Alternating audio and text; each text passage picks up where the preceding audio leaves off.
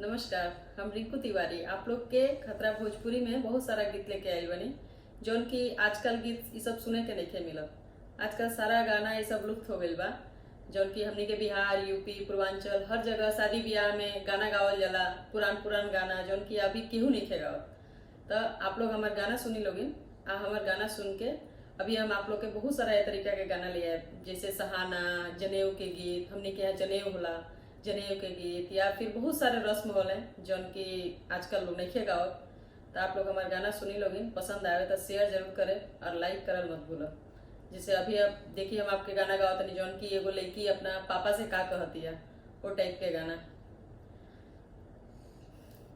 देश पैसी खोजब ये बाबा, पढ़ला दामाद, बना पैसी खोजब ये बाबा, हरिहरा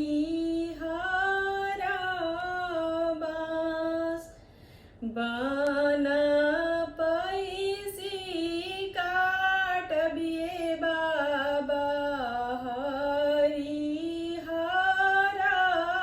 बास, चारी बसवा काटब ये बाबा, चारू चारो कौन, एक बसवा काटब ये बाबा, बेदिया के बीच, एक बसवा काटब ये बाबा, बेदिया के बीच, बना पैसी काटब ये बाबा, हरिहरा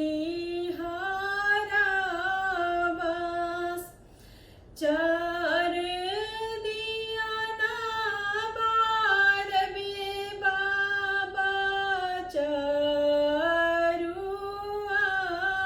कौन, एक दिया ना बारब ये पापा, बेदिया के बीच, एक दिया ना बारब ये बाबा, बेदिया के बीच, देश पैसी खोजब ये चाचा, पढ़ला